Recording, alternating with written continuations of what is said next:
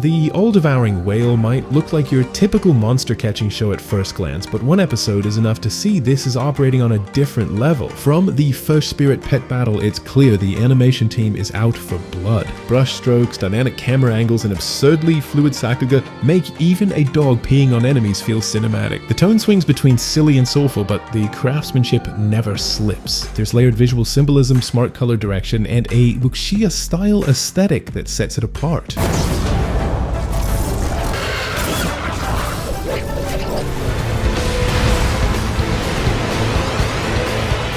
The future top 3 teaming up was already a peak moment, but Deku stole the show. He didn't just push past his limits, he melted everything in his path, giving Dark Might a nationwide tour with every state named Smash. The real highlight was All Might's stunned expression as he realized what he could have achieved if he hadn't skipped leg day.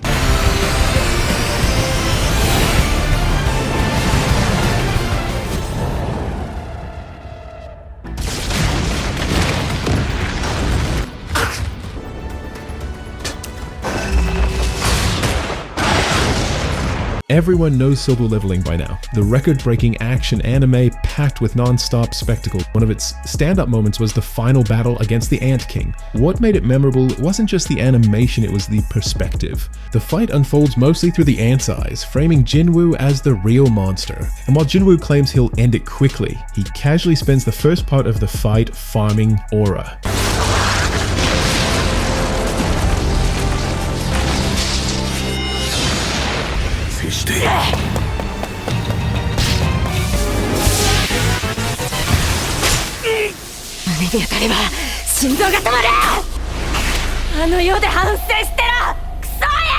Vigilantes strips away the school exams and shonen speeches, trading them for something more raw. It's the underbelly of Hero Society, where duct tape justice gets handed out in alleyways and nobody's waiting for permission to act, and no moment captures that better than the brutal father-daughter showdown that doesn't pull any punches. He smashed his daughter without holding back, and there were plenty of impact frame to emphasize the magnitude of that punch.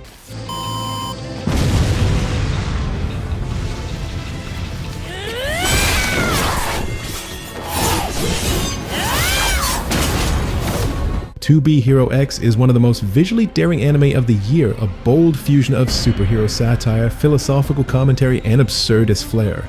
Episode 12 delivers one of the best animated fights of the year, a god-tier clash that starts with flashy posturing and just keeps escalating into pure annihilation. In a world where fame is power, most heroes draw strength from public adoration. The animation reaches a level where you genuinely start to worry about the health of the staff.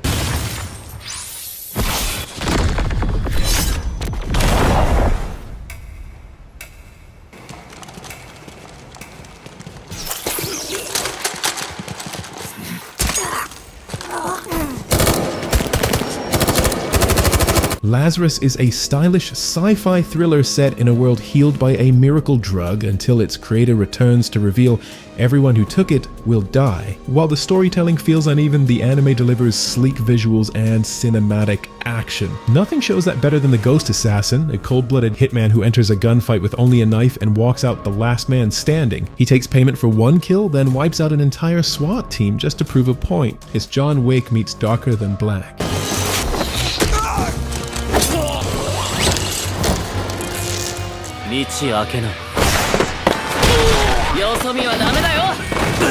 Windbreaker Season 2 is still all about fists, fury, and zero adult supervision. The story still leans into high school gang fantasy with little regard for logic, but when the fists start flying, none of that matters. This season gives us brawls that are less street scrap and more visual choreography. The Sakaki twins bring a showcase of perfect symmetry and coordinated brutality. But the real show stealer is Endo, calm, collected, and dodging attacks with ease.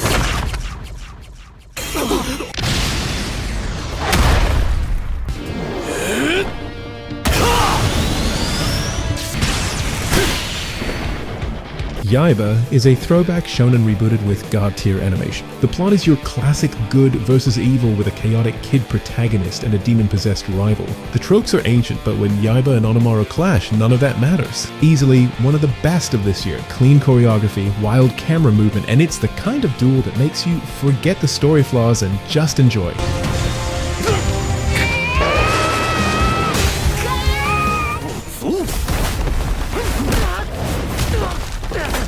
Super Cube doesn't break new ground narratively, but visually, it's a knockout. The plot is simple: mysterious alien cubes, sudden power-ups, and a protagonist driven by love and survival. But the real draw here is the animation. Fights are crisp, fluid, and unfiltered. No flashy filler, no motion blur overload, just raw choreography and action that respects your eyes. The story might be thin, but if you're craving high-quality beatdowns without the fluff, Super Cube delivers.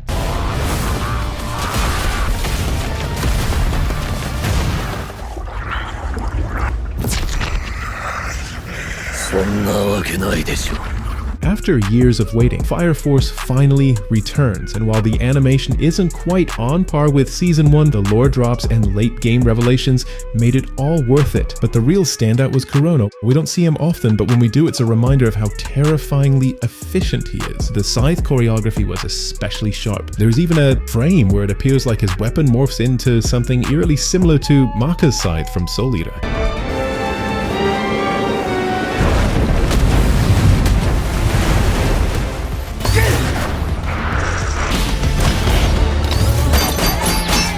Moonrise is a visually stunning sci-fi action anime set in a future where Earth and its lunar colony are on the brink of war. Despite a jumbled, underdeveloped narrative and cardboard characters, it offers some gorgeously animated fight scenes. It's like if AOT and Call of Duty had a baby, one that fights on the moon with gravity-defying parkour and sleek tech.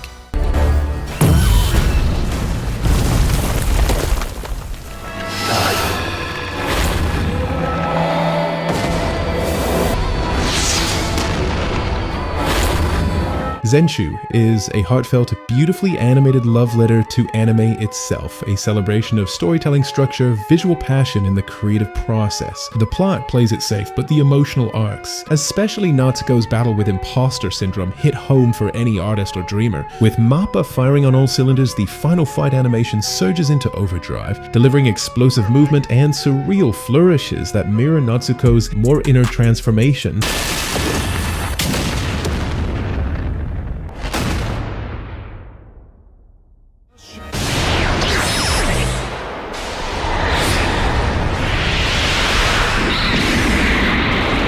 It's been 2 years since these two last met, but it felt like 14 in real time waiting for this re-encounter. For the first time in the entire series, Kizaru actually took a real hit, delivered with some of the best animation One Piece has ever had. He pulled out unpredictable ninja moves with his light clones, while Goofy, at the time it looked like both of them were just playing around. ReZero finally returned, and it came back swinging. Our patience paid off with cinematic level animation for a side character brawl that finally gave Garfiel the spotlight he deserves. He fought on raw instinct and feral rage, and the result was a savage, unrelenting clash.